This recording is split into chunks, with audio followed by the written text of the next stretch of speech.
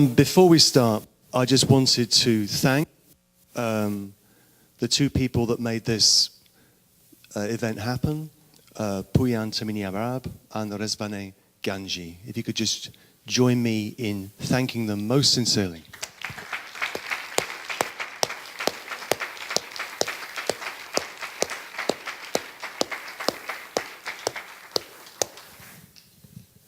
Puyan is a student of mine, a gifted and brilliant student who has suffered through my classes, some of them on political philosophy. He knows that I have views on the nature of the politics of resistance, and in particular, how resistance might be articulated at a distance from the state as a way of exerting pressure on the state in a way that produces change. And to anticipate this afternoon's panel, I also have views on the ethical demands at the core of movements like the Green Movement in Iran, and the vexed and difficult question of how non-violent movements of resistance might succeed in the face of a regime that continually and increasingly resorts to violence. Does one take up arms against the sea of troubles and by opposing end them? That is the question. What are the strategies and tactics of democratic resistance in the face of a theocratic regime that will do anything to suppress such resistance? History, especially modern political history, is constituted by such conflict. The repetition effect of violence from which it is so difficult to extricate ourselves.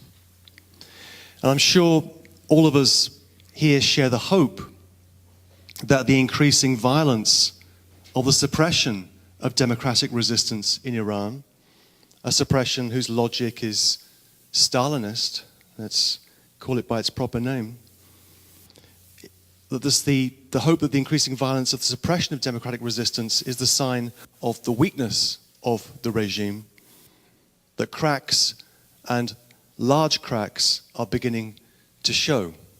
And let's hope that our hope wins at the end. It's a strange thing about the nature of political transformation that defeat often seems inevitable and change never seems to come fast enough. It seems incredibly slow. And then, all of a sudden, the dam bursts, time accelerates, and nothing can stop it. And let's hope for such an acceleration. But I'm here to listen and to learn. So let's turn to the topic of this first panel and introduce our speakers. The topic of panel one is From Revolution 1979 to Revolution quotation marks 2009. And the brief given to speakers is as follows. From Western media to the authorities in Iran, both those who support and oppose what has come to be known as the Green Movement have used the term Velvet Revolution. Maybe it's better to speak of a sandpaper revolution, but Velvet Revolution to describe what the country has gone through in the aftermath of the June presidential election. What are the local, regional, and global factors that facilitate and block socio-political changes in Iran? We have three speakers this morning. Ali Rezai worked as a journalist, publisher, and social researcher in Iran till 2001. He worked for the newspaper Etalat between 1982 and 1987. In 1987, he began work at the Ney Publishing Company as the director of research department until 1997. During this period, he published his articles in many well-known reformist magazines such as Kian. During the reform era of President Khatami, Ali worked with the reformist press and was on the editorial board of newspapers Sobh-e-Emruz and Bahar and the monthly magazine Aftab. Between 1999 and 2001, he was the research coordinator of the first large-scale nationwide public opinion survey in Iran, the Survey of Values and Attitudes. Ali moved to Canada in 2001 and is currently completing his PhD dissertation in the Department of Sociology at the University of Calgary. And he'll begin with an analysis of legitimation crisis in Iran. He'll be the first speaker. The second speaker is Charlie Kurtzman. He's a sociology professor from the University of North Carolina.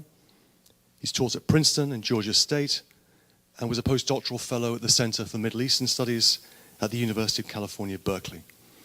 He's author of Democracy Denied, 1909-1915, and The Unthinkable Revolution in Iran, both published by Harvard. Among many others, his recent research is in the area of Islamic studies.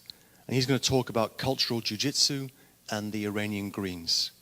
And lastly, Danny Postel is author of Reading Legitimation Crisis in Tehran, Iran and the Future of Liberalism, published in 2006, and is the communications coordinator of Interfaith Worker Justice, an organization that fights for the rights of workers in the low-wage economy. He's the contributing editor of Logos, an online journal of social and political thought, and was senior editor of the online magazine Open Democracy.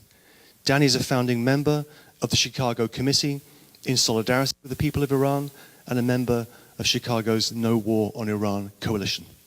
His writings have appeared in the Chronicle of Higher Education, Critical Inquiry, The Guardian, The Nation, New Humanist, Progressive, Salmagundi, and the now banned Iranian newspapers Shag and Etemat Melli, National Trust. And Danny's talk is entitled Revolutionary Prefigurations, The Green Moment, Critical Solidarity, and Building the Road Ahead. And each of the speakers have got about 5 minutes, and let's hope the microphone survives. Should we stay with the handheld, or should we go to this one? This is our... Can you use this one? Okay. So without further ado, let me welcome Ali.